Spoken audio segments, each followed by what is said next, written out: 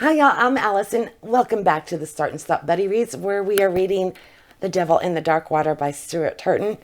This was Kim from Expedition Through Pages selection for the little contest that we did to see what book we would be reading. And so far, everyone's really having fun with it. So, Kim, great selection. Today, we get to move on and we're going to achieve the 38% mark in the book. We're going to be reading this much. So, if you have stumbled on this video and you missed the first part, you definitely want to go back and watch that. I will put the little card up in the corner for you, because what we are doing is breaking this book down into 4, potentially 5 stops. These were stops chosen by Kim from Expedition Through Pages. And once we reach our stopping point, we are setting aside our book for at least 24 hours. We're getting together and discussing it and spoiling everything that's coming up and speculating on what may happen, cheering for our favorite characters and booing the ones we don't like. And we've already found 2 of those. So we don't want to ruin it for you if you haven't read this book. Now, of course, you're more than welcome to watch if you want, but just be warned, spoilers are coming and there will be a ton of them. Now, before watching this, you need to reach that 38% mark. And here is the page number where this should happen at. You are looking for the magical paragraph. That's what husbands did, replied the next. And it's magic because it's going to keep us all synced up in the exact same spot of the book. So in my paperback edition, which is the same as the Kindle, that's taking us to page 184. There is another paperback edition, and I don't have those numbers off the top of my head, but the paperback, hardback, and the audio, here's where y'all should be able to find that magical paragraph. Start looking for it in this vicinity. Now, for my audio book listeners, let me know if my timestamps, am I close or do we need to adjust that? Because I kind of had to guesstimate. Again, spoilers are coming.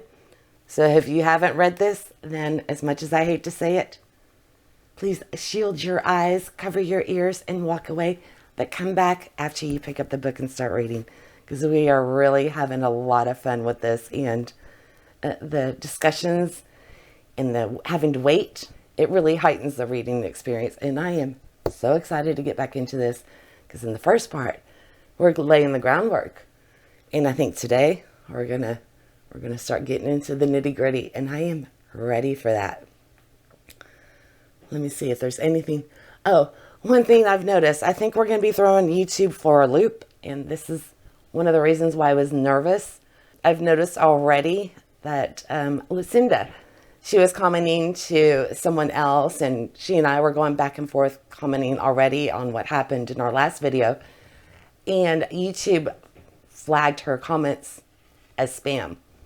So, Lucinda, don't worry if, you were wondering. I don't even know if it shows up for y'all, that they're kind of held back.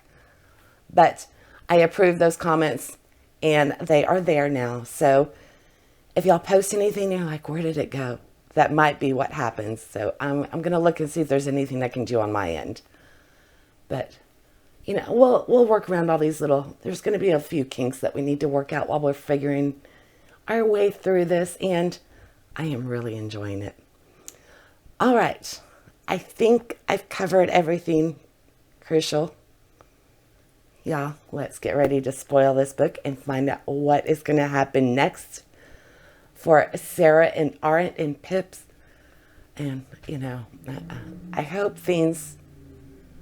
the floor doesn't drop out from underneath them immediately, but I have a feeling it's going to come pretty quick. All right, let's go find a cozy spot for me to read. And I'm going to do what I did last time. I'll keep my camera running. And if anything happens or reaction or I come up with a thought, I will just address it then. And then we'll come back together at the end of it and kind of go over everything that happened. So let's go to my living room and get this read. I'm guessing today is going to probably take me about 2 hours. We will see. All right, we're in the living room. Thought we'd go on the big couch today. I'm looking forward to this. Although I need more light. It's That's not bright enough to read by. Okay, I'm finally ready. I have my second bookmark in case I need to get up and take a break. And this one is marking my ending spot. So, as y'all know, we have about this much to go. Lily's over here. She might run off because the ring light's really bright and she doesn't like it. Okay, I can't wait to find out what's going to happen. And I really hope Pips gets a different cell. Because the thought of him being in that little thing, I hope that's resolved today in his favor. We'll find out.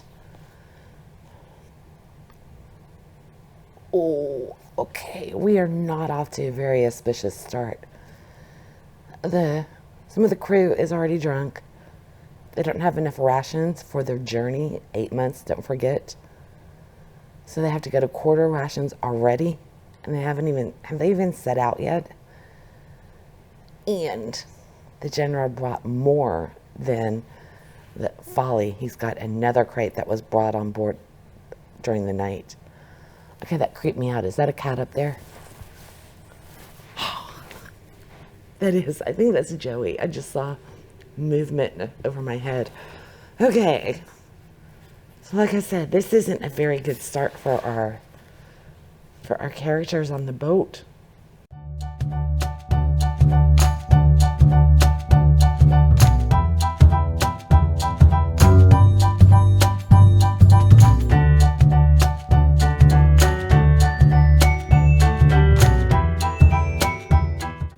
Oh, I forgot about Kurz. Is that how you would say it? And we've got Finley.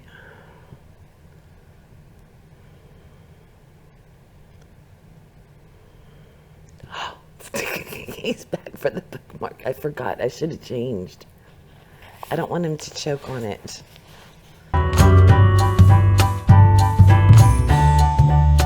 Man, the crew. I wouldn't be going in there. I absolutely love how he's got the list of characters. Because I forgot who Van Schuten was, the chief merchant. And see, the merchant is the one who's most in control because this is the Dutch Indies company, right? Trading company. So he ranks higher than the captain. And then Larm is the first mate. I really should have looked at the pronunciations of these names, so if I butcher them, I am really sorry, y'all.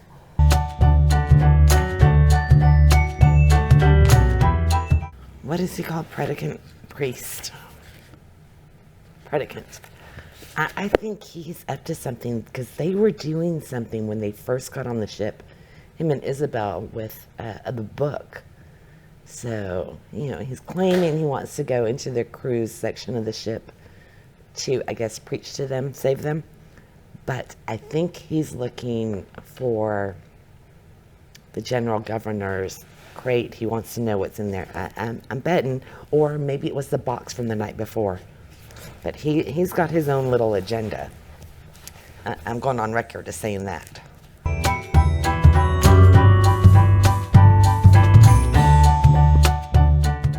Okay, so this Von Schuten, I hope I'm pronouncing his name right. The merchant. Yeah, the chief merchant. He's going to be a pain in the patootie, I bet. He's on like this massive power trip.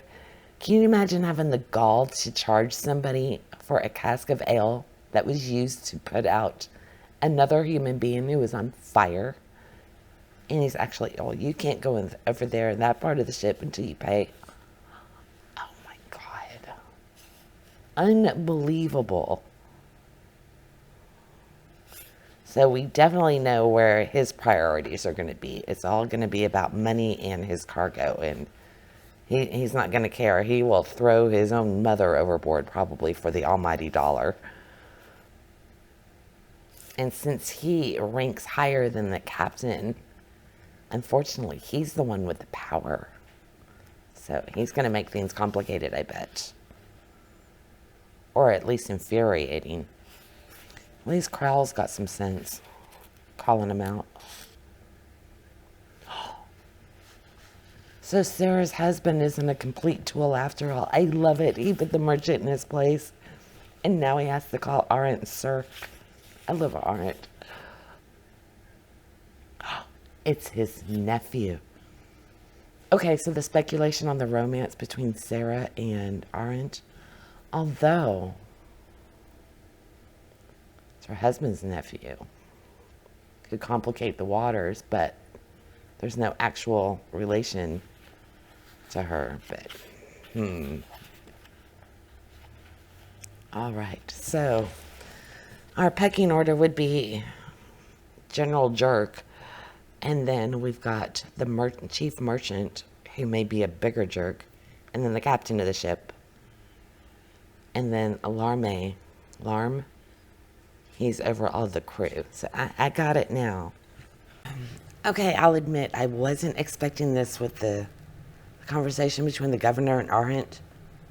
Maybe there will be some redeeming qualities to the governor general. I don't know. You know, compared to how he, so far based on how he's treated his wife, I don't like him, but he's not completely terrible, and I'm really curious about what Pips did. I can understand, though, him not telling Arendt now because he's trying to protect his nephew. So, curiouser and curiouser. Poor Arendt, his whole family thinks that he had killed his father and then pretended to memory loss. Wasn't he like 11 years old? Oh, how terrible. Wow, the chain of reactions that he caused as a result of his own bullying by putting the marks on the doors. Talk about a big old can of worms.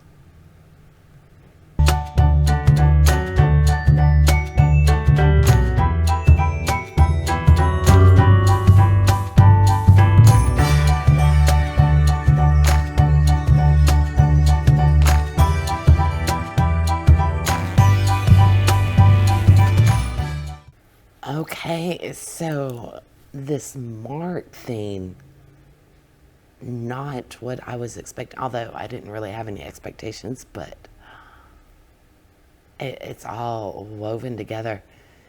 And the Governor General is actually showing concern and compassion even for his nephew Arendt, which I'm surprised to see from his character because he came across so harsh. Maybe that's only in relation to his wife, but there's just so much was packed in these 2 pages. So apparently there was this mark was going for a long time, and Arendt inadvertently fell in with it by marking the villagers' doors. But he wasn't the only one doing it because it was all over the area.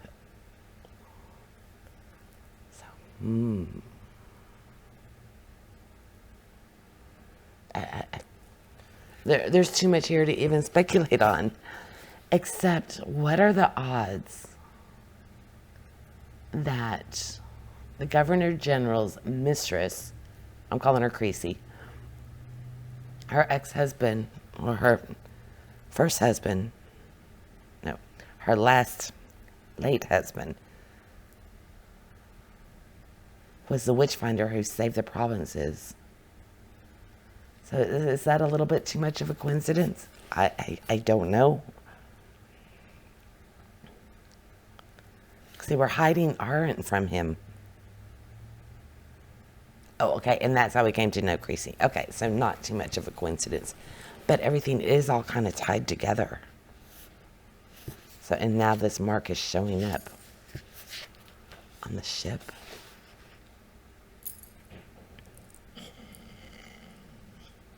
Oh, okay, he's not his uncle by blood, so definitely no romance between Sarah and Arendt, because apparently she's the aunt and the Governor General is uncle by marriage. So, yikes. I can't speculate. I don't know. All right, so chapter 13 was quite eventful. So much information in there. we found out about Arendt's mark and what it actually signifies, and that it was eradicated, 30 years prior, and now it's come back. And that's actually how the Governor General met his mistress Creasy, because he was hiding Arendt from the witchfinder who was her husband. So many, yeah. Now we're getting into the Turton with all of the layers and everything overlapping, where you're like, wait, what? Was I the only one who had to go back and reread that? Because I feel like it's going to be really significant, and I wanted to, fully grasp it. And I'm really curious now, is Pips a good guy or a bad guy? What has he done? Because apparently it's up there, and one of the reasons the Governor General is treating Pips the way he is to protect Arendt. So that's putting the Governor General in a new light, because he seemed like nothing but a self-serving, arrogant jerk, especially towards his wife.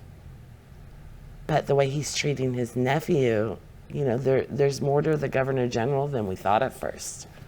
I don't know. I'm going to read. Oh, and that's the other thing about the Governor General. Arendt was confident his uncle's affection would sway the matter. So he knows him as an affectionate, caring man, maybe only towards himself, but it is there.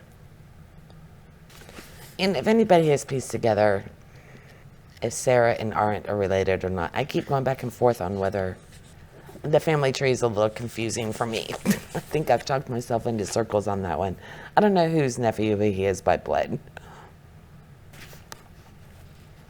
I don't know. So are y'all's opinions of the characters changing, or are you steadfast rooting for Pips and his scene at Hans, the Governor General?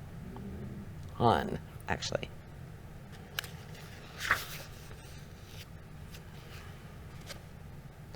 Oh, there it is. He's not an actual uncle. Okay. He was next door neighbor, great friends with the grandfather. Okay, I see. So Sarah and Arendt, it could be possible again. We've come full circle. It's an honorary uncle title and nephew. That's what it is.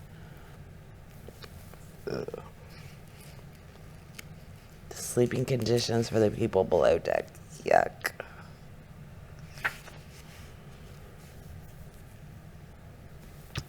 Well, Voss is a pretty cold-hearted man.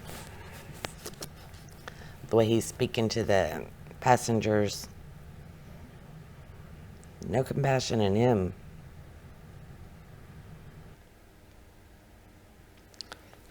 So now we know that the folly is some kind of a contraption, a machine. I'm gonna guess that it opens a portal. What do y'all think? Any suggestions or guesses?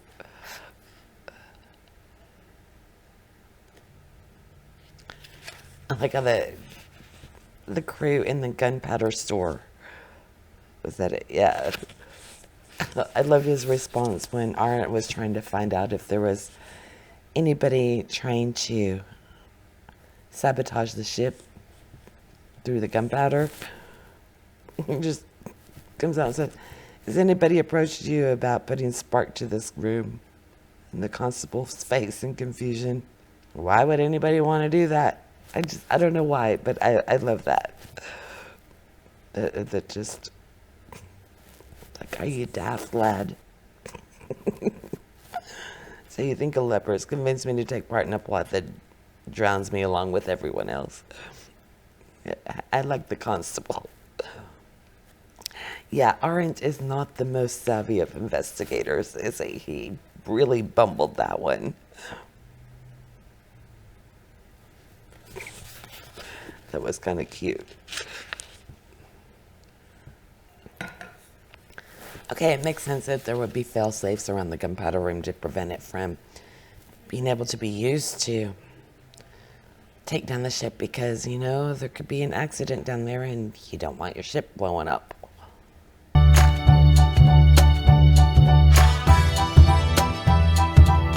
Yeah, I I don't know why, but I think this is Ellie. You, Ellie. Yep. For some reason, whenever I sit here, Ellie will come up and rub up against my hair or bite my head, and she takes my hair clip. So, I don't know if she's about to start that. It's been a while. She hasn't done it in a long time. Okay, here they are. They're bringing up the captain's clothing again. He dresses like he's at court, and he hates the chief merchant.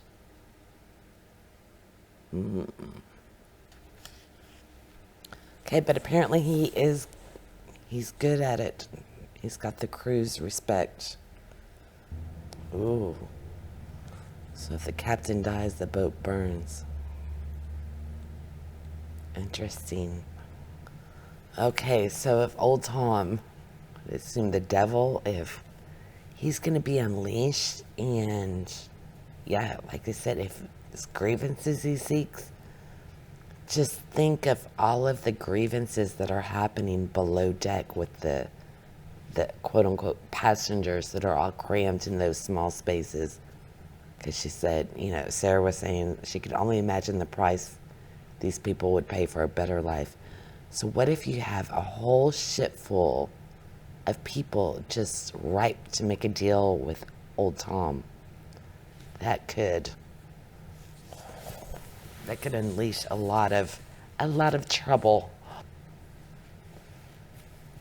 Okay, so the Governor General thought that old Tom was defeated 30 years ago, and Gracie is saying that her husband was brought down. He died, and that mark showed up 4 years ago. So, of course, old Tom wasn't thwarted after all. So Gracie thinks that old Tom is there trying to finish off her husband, Peter's family, and searching for her. I'm not really the turn I was expecting. I don't know. It feels like a lot of it is just being revealed. So, yeah, it seems like, okay, everything's being revealed and there's no more secret. But I'm sure that's not the case at all. Because it's like now we know what they're in fear of, what, the devil and the dark water. We know what enemy they're going to be facing. But I have a feeling it's probably not as cut and dry as it seems. I am making very slow progress. I think because I'm also, looking out for things to mention, and it's really slowing me down. Not that I necessarily mind. So it's only the first day of sailing. Yikes, a lot has happened. So it's the first day and already people are disgruntled and, they're, of course, not finding any information on the threat to the ship, if there is one. Okay, so I started not getting disappointed with the book, but I wasn't quite enjoying it as much as I was during our first part one. And I think it was because I made the connection, with Sherlock Holmes. So I started expecting more of a mystery with them going around deducing everything. And obviously that hasn't been happening because that's not what this is about. So I finally read the full flap on the back. So all this other stuff is coming that I thought everything was already laid out. And no, he's still setting the scene. And I don't know if I jumped to I think I forgot what I was reading momentarily. And like I said, shifted gears somewhere. Did anybody else kind of experience that little lull, that slump? Or is it just me? So now that I've read the back fully and reminded of the 3 unholy miracles and everything that are coming, I think I'm going to get invested again. So, because Pips, we're on, we still don't know what's going on with him. So I have a feeling he's going to be a very minor character. In fact, I guess he's going to be more reputation kind of a presence in the back. I don't know. I'm going to get back to reading. And also, apparently, Creasy, or whatever her name actually is sailing back to France. I guess they're going by way of France to Amsterdam, but she's going there for the purpose to wed a duke. So I guess she's not going to be, the mistress much longer. I guess it was a temporary position that she was going to hold. And I would assume, that's more commonplace, not unheard of. So I guess the general governor has no issue with it. That way of thinking and living is just completely foreign. It's hard to go, oh, well, of course. Yeah, nowadays, good luck. But we also don't just marry for convenience and business sake and all that. That's all changed, thank God. I never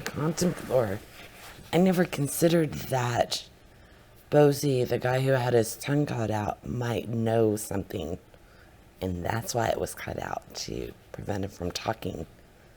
As opposed to, the story about the boatswain just doing it out of malice.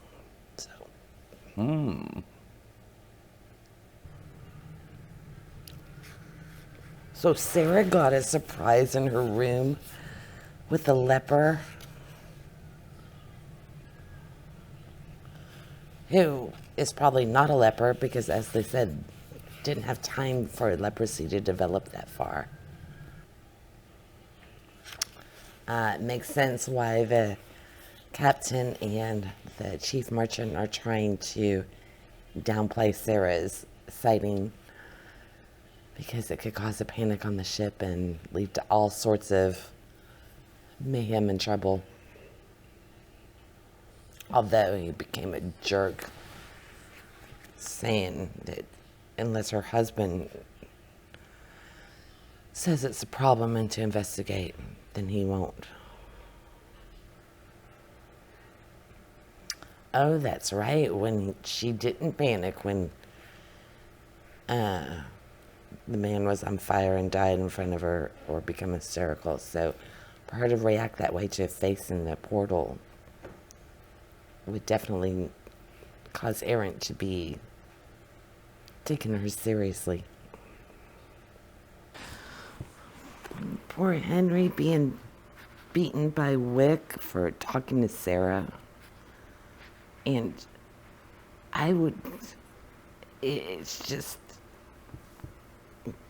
even comprehending being on this boat with these men, this crew, it's just so nerve-wracking. I guess, thankfully, the regular passengers, I would assume, aren't aware of how unruly and dangerous the crew is. Oh, poor Sammy. He's been in that small space.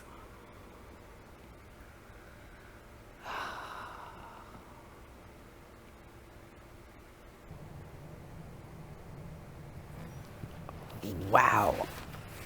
Arendt's father. His punishment for Arendt yawning during a sermon is extreme, to say the least. So it's his demon. That's why it's called Old Tom, from the dead beggar's main. Interesting theory.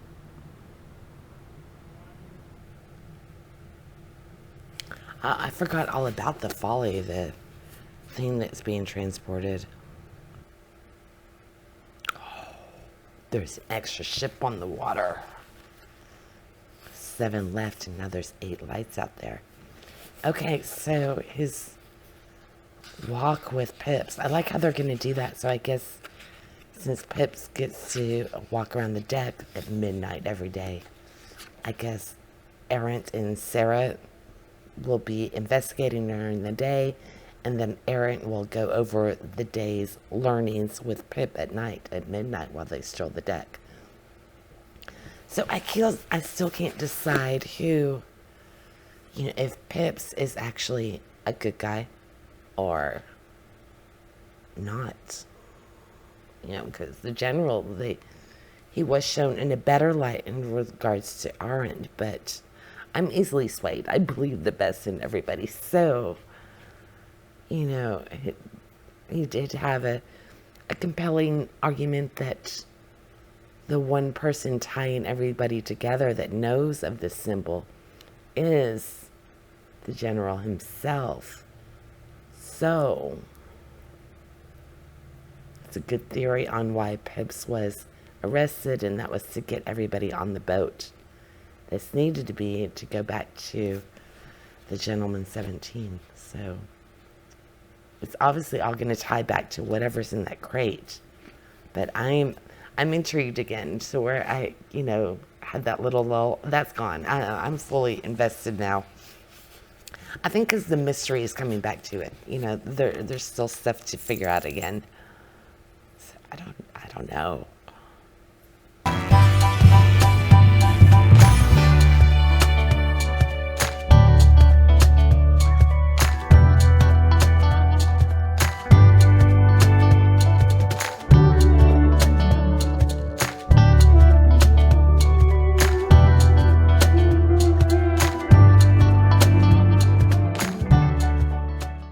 I wonder why Isabel was lurking. I always forget about her and the, what's it called? The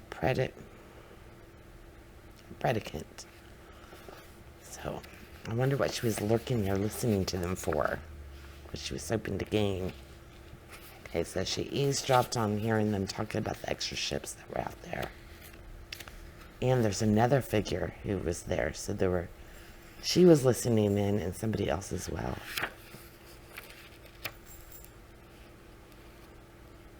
And then the lantern's gone, so we don't find out who the 8th ship is.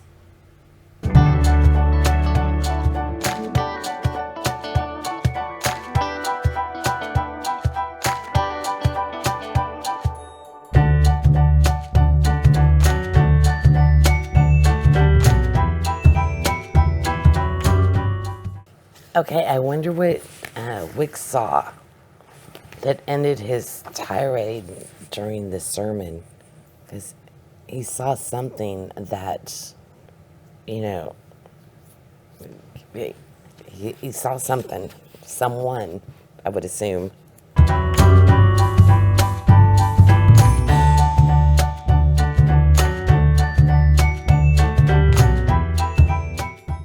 So now what's the chief merchant up to? So he's claims he has some confession to talk to Kurz about. And Kurz, how could you not know? So wild. Okay, Kurz's reaction to finding out who Creasy is and not wanting Aren't to be told that the two ladies are going to go talk to Kurz to get some information. I find surprising. So how did all of these people end up on this boat? Okay, so her husband had called the predicant to the area to Batavia. Oh, but wait. He didn't. Because he was already dead. Oh, okay.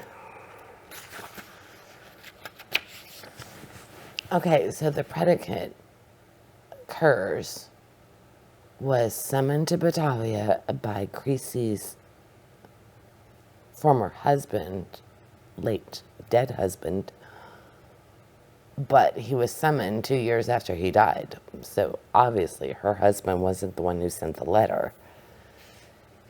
And the same predicant, Kurz, ends up hearing the confession of the carpenter.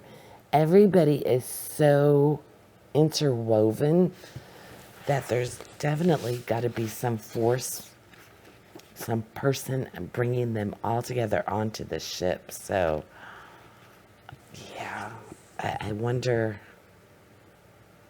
they've all got to have some kind of a connection. Something must have gone wrong in the past. So now, and they're saying that old Tom is the devil and possessing somebody on the boat, but we don't know who. Which reminds me, there's a Viscountess. All we know is she's sick, and there was scraping in the room, and attention was drawn to that fact, and that I think it was Creasy recognized the sound but couldn't place it. So I wonder what's going on with her. Because, I mean, we're getting really into it, and we have a character we haven't even encountered yet. So he's the last witchfinder left. Okay, so we have our first reference to the unholy miracles, which we know from the back are going to happen. We know the devil has possessed somebody on the boat, and these unholy miracles are going to start. And they have to discover who it is and kill him and banish him before, I guess, all of the miracles are enacted, because, yeah. So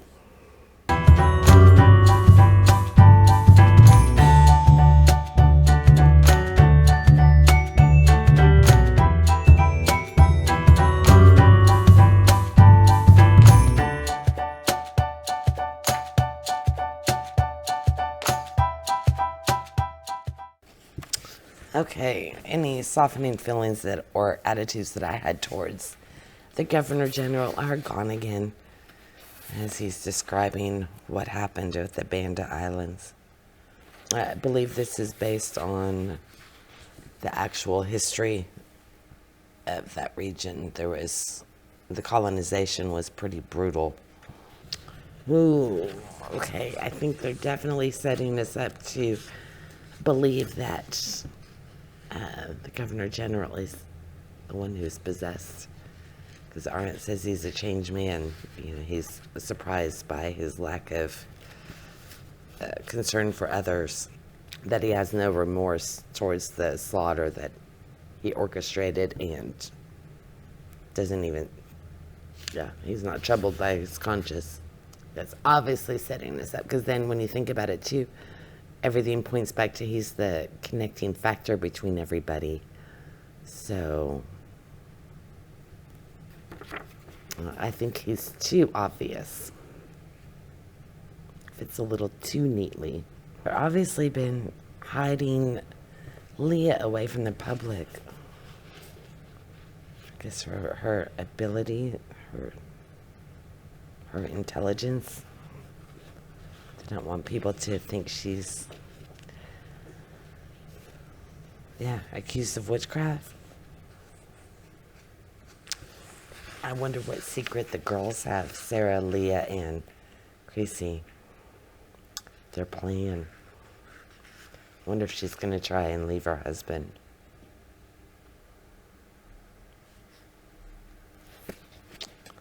Wow, our stopping sentence.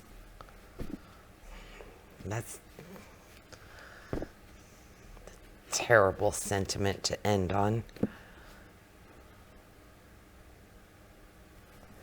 Okay, I'm going to get a Coke and let things percolate, and then I will be back. Okay, so we had quite a bit happen in today's section, including me going back and forth on deciding if I like characters or if I don't like characters. So I feel like I was like on a seesaw. I kept going back and forth with, well, maybe he's not so bad. Yes, he is. Well, maybe he's not. Well, maybe it's, which I think is a sign of a good story, because, you know, I just kept going with the flow. Just when I thought I had something, you know, figured out or predicted, something would happen to change my opinion, which I like. So I want to know y'all's take on it. What do you think about the Governor General? Is he all bad, Does he have some redeeming qualities, or do you think it's just, I was giving him too much of the benefit of the doubt, because I'm now back to maybe he's not. I was hoping we just didn't see him in the best of lights at the beginning. Although the treatment of his wife, no matter what light you're looking at him through, yeah, that's not really excusable. My cat was sharpening her claws. So I do like Pip's character. And I'm really intrigued by the real reason he was locked up.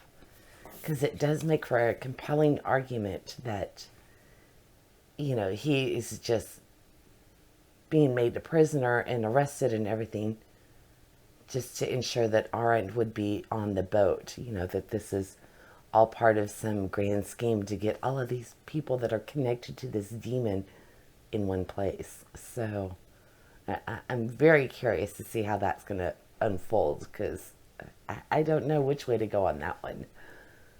So, and I would be very interested to know what y'all think. Did you pick up on something that I've missed, or, am I looking too hard? I'm probably looking too hard this early on. So I do like the idea that this is actually Arendt's personal demon from his childhood that's kind of been like unleashed out into the world. At least that's my take on it. I think that's what they were getting at. So yeah, I'm just full of a lot of questions at this point, which where we are, I guess not quite, we passed the third mark, but we're not halfway through. But this is a good place to be, to where you're kind of like, there's so many different routes it could go. I'm intrigued to find out which way it will go. And I don't know what to think of Leah, the daughter. There's something there too. They've been keeping her out of the public eye because I don't know if she's a little, too intelligent for her own good, for the times that she would be accused of, being a demon, or I don't know if I've got witch finders, so yeah, everybody's suspect. I think that's what it boils down to. Everybody is suspect at this point, and I like it. So what's your prevailing theory? Because I don't know that I have one yet. Because we still, and we can't forget, they didn't really mention it. In addition to the folly, which we now know is some kind of an instrument of some sort, there's also the bigger crate that he brought on board that had to, that's why all the provisions had to come off the ship to make space for this. And that had to go on the night before. So, I don't know, there's something in there. But I think we're going to have to leave it here, because it's getting late. I've had a very, very busy day, and we need to find out what our next stopping point is. So let's find our new magical paragraph that's going to sync everybody up. The next stopping point is going to be at 63%. So in my edition, along with the Kindle, that will put us at page 305. The other paperback edition that has a total of 548 pages, you're going to be looking for our magical paragraph at page 345. And then in the hardcover, you're going to be looking around page 285. And in our audiobooks, that should put you around 10 hours and 43 minutes. Again, remember, with the audiobook, that's a very rough estimate. And our paragraph is, Crauwels had spotted the two ladies and the prisoner dart out. ... Again, it's Crauwels had spotted the two ladies and the prisoner dart out. There, when we find that, that's where you are going to close your book and set it down until we get to the next video. So I'm really looking forward to hearing what y'all have to say. I'm looking forward to continuing on. And let's see. get a visual here of our next section is roughly about the same. Might be a little bit longer, but not by much. So, all right. I'm enjoying the discussion so far, and I can't wait to hear what everybody else has to say. All right. I'm looking forward to continuing, finding out what's going to be happening, and I hope to see y'all the day after tomorrow, because the next portion of this, if all goes well, will be up on a Wednesday at noon. Y'all have a good one. Bye now.